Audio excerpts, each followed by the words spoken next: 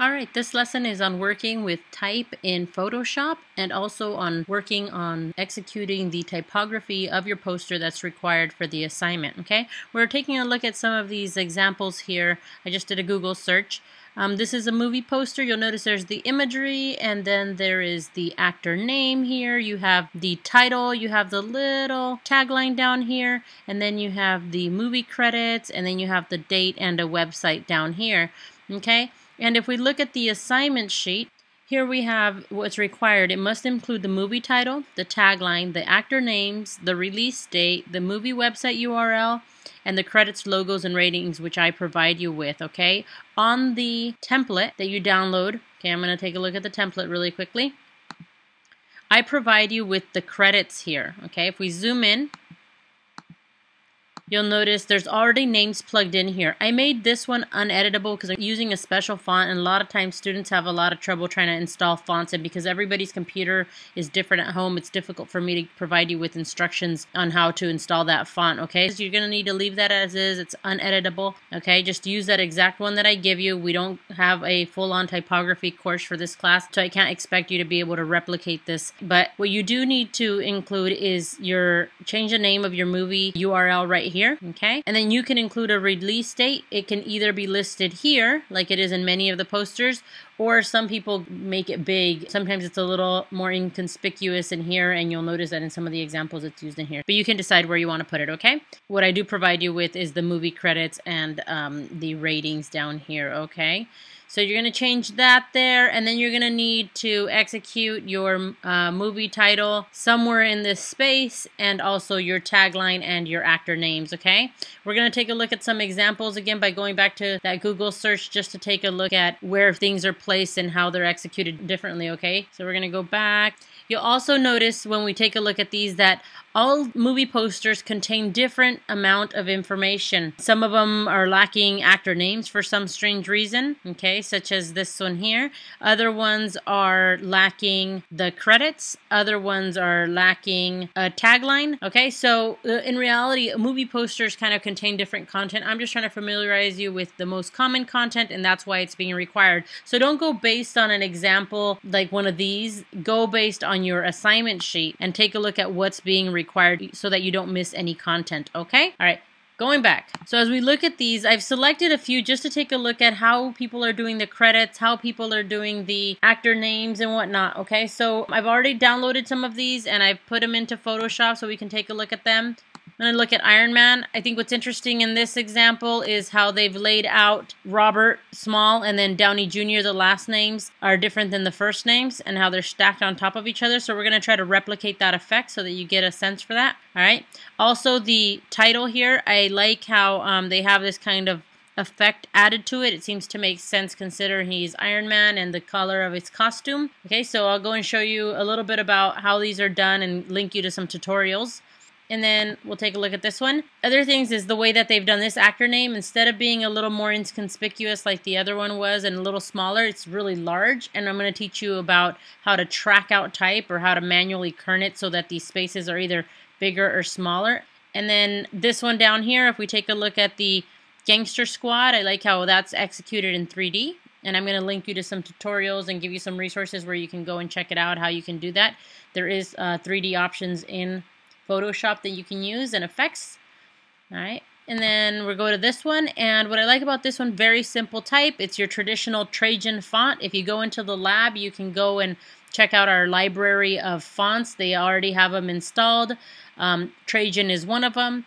Trajan is that one movie font that you can always be safe with. Well, with the exception of maybe it won't make much sense in an animation film, but for the most part, Trajan is your kind of go-to movie poster font, okay? So if in doubt, Trajan is your font. All right, what I do like about this is how it's done big font, small font, and big font. Important words are in that bigger font, and then that kind of not so important word, but that's still part of the title, can be made smaller, so that how they differentiate these, okay? All right, the next one here. here is how they've done guilt trip. Instead of using a space, they've used a light version of the font and then a thicker version of the font, okay? So we're just going to go and take a look at some of these and try to replicate some of these just so that you can familiarize yourself with the type tools and also so that you can practice executing your type for this project, okay? Again, like I said, this isn't a typography class, but I am going to show you some basics. I would expect you to get some basic skills in type from this lecture. Also, please keep in mind that Photoshop is not a typography software. If you were really doing this, you'd want to be using a layout software to implement all of your type. Photoshop is more of a photo manipulation software than it is anything else.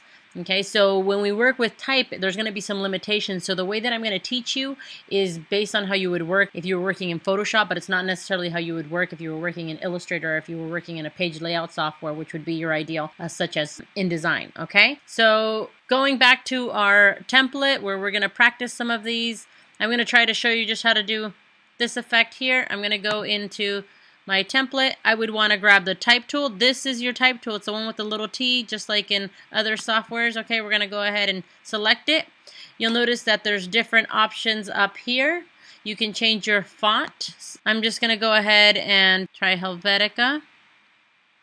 Notice I have a lot of fonts open, and you have access to these fonts also, as I mentioned, in the lab, or then otherwise you need to use whatever you have on your computer or whatever you can install on your computer. If you aren't sure how to turn on a font in the lab, just ask the labby. They'll be able to hook you up, tell you how to turn on the font, okay? They won't necessarily show you how to download and install at home, because everybody's system is different, but they will show you how to open up the font management software and install it there, okay? So I'm picking a font that I know has different, what we call styles in it, and I'm just gonna do this one here. And the different styles are all of these, like is it bold, is it thin, is it italic? I'm gonna go and pick one that is bold first, okay? And I'm gonna go ahead and type, and then I'm just gonna type out in caps, title, and then I'm going to go ahead and I'm just gonna keep typing here. Then I'm just going to select part of this. Because it's all in one line, it's okay to leave it all in one line and just type it right next to each other. Notice I didn't put a space. Then just this half that I selected, I'm going to go into the style and I'm going to change this one into a thin version, okay? And I'm just going to call it light. Alright? And then I'll notice whether there's enough contrast or not. I'm going to go ahead and make it bigger, see if there's anything bigger than this, and then you'll notice there's like heavy, and then sometimes there's like black or bold extended. Some of these black ones, the only problem with this is that they're not only black, they're also extended, so they're kind of squished out, so they become fatter, and sometimes that's a little too much, okay? So I'm going to go ahead and bring this back to just a black, okay? All right, and now I have nice contrast here, okay? All right, I just clicked on my move tool to get out of there. Now I can grow this. I'm just going to go ahead and I have my auto select. I can show my transform controls, or I could do an edit transform, but I'm just going to show my control tools there, and I'm going to make sure and I hold down shift. It's very important that you hold down shift, grab that corner and pull off to the side. The reason you want to hold down shift, again, as I mentioned, just like everything else, you want to make sure you constrain the proportions. What you don't want to do in typography is you don't want to skew these to go like this. A lot of times people will do this. Do not do this. Make a note to yourself. Do not skew the type. It's ugly. It's an offense to the typographer who spent countless hours trying to figure out the proportions of their font to always look good. Okay? So do not do that. I'm going to undo. All right? Hold down shift and grow it. All right? If you need to change the amount of space that it takes, I'm going to show you some other methods, such as loosening the tracking of the type or manually kerning things, okay? So I'm going to go ahead and hit return. Now that I'm done, I'm going to turn off my transform controls, and I'm going to move this to wherever I want to position it, okay? Now, type is vector-based. That means that it doesn't lose any quality as you grow it smaller or larger. So you can go ahead and transform this endless times, and you're going to keep the quality. All right. Now I'm going to go back in and take a look at one of these other examples, and just like these here that have the smaller and the larger, I'm going to go back over here, grab my type tool. All right, I'm going to go ahead and type in my first name here, and then I'm going to move to my move tool so that it makes that its own separate layer. I've just basically gotten out of that layer, and now I'm going to grab my type tool again, and I'm going to do my last name, Garcia. All right, notice it made its own layer. All right, so I keep switching from the move tool so I can move it. I can make this one larger. I'm going to go ahead and show the transform controls. I'm going to enlarge it. I'm holding down shift. I hit return. I'm going to move it, and now you'll notice that they're different scales, and I'm able to manipulate them separately. Technically, you could do them on the same line, but because I want to have the ability to control them, because Photoshop has some limitations in terms of how well you can control the type in here, I'm just going to keep them separate. I'm going to go ahead and turn off my show transform controls. Okay. Now I'm going to go ahead and select both of these. Sometimes because they're so thin, they're a little difficult to control. I'm going to go ahead and grab the other one here. I'm going to hold down shift. I'm going to grab it in my layers palette. And then I'm going to show transform controls again. And then I'm going to shrink these so that they're more like the size that they were on that other poster. And I'm going to hit return. Okay. Now you might notice that they're a little thin or whatever, so you can change these. I'm just going back to my type tool. I can select it. Double clicking on it will select all of it, or you can kind of scroll across it. And then you can go in here and you can change it. I'm just going to go ahead and make it bold. Okay. And I'm going to go ahead and switch to my move tool so it gets me out of there. I'm going to grab my type tool again and I'm going to go in here. Okay, and this one I'm just going to make it Roman, which is normal. Okay, and then I'm going to get out of there. I'm going to go ahead and select these two again. If I know that I always want them to move together, remember I can link them. Okay, that way if I click off of them and I'm messing around over here and moving things around over here, I can always go and select that and move them together, and they're always together. If I don't like the way they are, I can unlink it. All right. And I can nudge this. I'm just going to grab my arrow tool. Sometimes when you just want to slightly nudge things, I'm using my arrow tools on my keypad to move these up and down. Okay? And you would just repeat that process. All right? Let's take a look at this Iron Man here. It is done with tutorials. For tutorials, if you take a look at the website, underneath this video, you'll see these links. I'm just going to go ahead and click on one. And it gives you different Photoshop text effect tutorials, okay? And it'll show you how you can do some of these if you just want to go and experiment, all right? Like, how is Battleship done? How is this done? How is this done? How is this done? Now, some are easier than others. You want to go in there and try to experiment. Try to make sure you pick something that's appropriate for the type of movie poster genre that you're doing. Okay, I'm going to go ahead and click out of them. So you have access to all of those. All right, now moving back.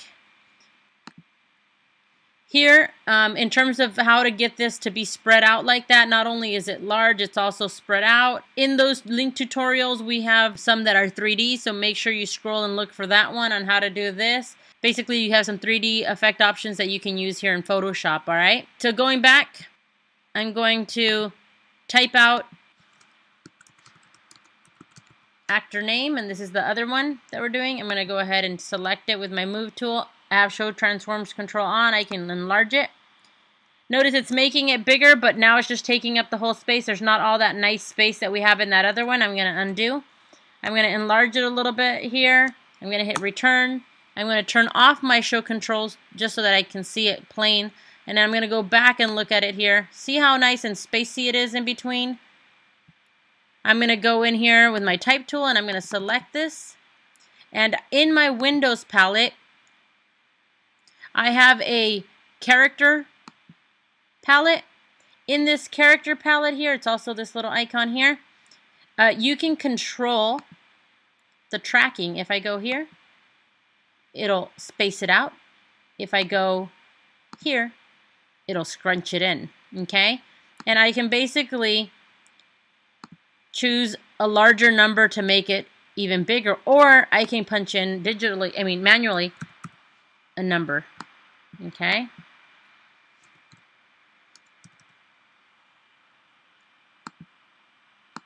And I can do that.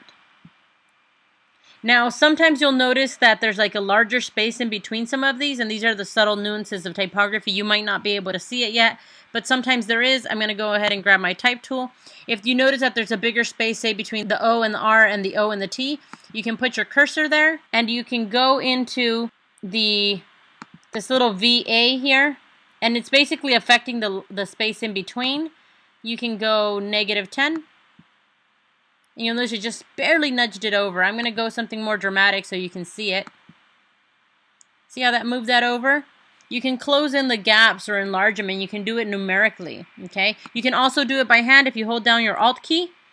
And your arrow keys, you can, to the right, it opens it up. To the left, it closes it in. I'm holding down my Alt key or my Option key on a Mac, okay? All right, now I'm going to go ahead and get out of this. I'm going to go back to my Move tool and take a look at another one of these. Same thing here. You just type something large, go to your Move tool, type on a different line of, and then go to your Move tool so that you can deactivate that layer, and then go back into your Type tool again, and then type this one in larger, and just keep making them bigger or smaller, okay? Now I'm going to go back here. I'm going to select my Type tool. I'm going to select, say, this title here. If you want to change the color, you can change the color here, okay? And you can, again, move this around and choose a different color. I'm going to hit OK. You can change the font here. I like to manually scale things so that visually I can tell what it's looking like, but it's really up to you, okay? So you can change the font, the style, the size. You just go ahead and leave that on sharp. You can change the justification, whether it's left justified, center justified. In theory, I could have used a center justified here and just did a return, but then you'd have to know how to adjust the leading, meaning the space in between these two lines, so that's why I had you type it separately, okay? And then you know how to adjust the color, okay? So you're basically working in layers of type, and you're just moving things around. And then remember, you can also implement layer styles, which you learn about in that other video of layer styles, okay? So make sure you take a look at that. All right, so I just want you to make sure that you look at the inspiration posters and just take a look at the subtle nuances of how they're arranging things and what you like. Also make sure to account for, you know, how much space is taking up of the poster, okay? So that it doesn't get in the way, or if it does get in the way, that it seems purposeful, like if you lay it right on top of your image. Okay, and then just look at the little subtle nuances, like big, small, big. Where are they putting the actor names? Where are they putting the titles? How are they laying them out? What colors are they using? You know, what styles are they using? That type of thing, okay? And then make sure you take a look at all of your resources, such as the tutorials that are available to you. And you can always look up, if you want to know how to do something, you can always look up, do a Google search for a tutorial on the subject. All right, this concludes your lesson on typography, working with type in Photoshop, and the content required for your assignment. If you have any questions, I led at hawaii.edu or 808-343-9565.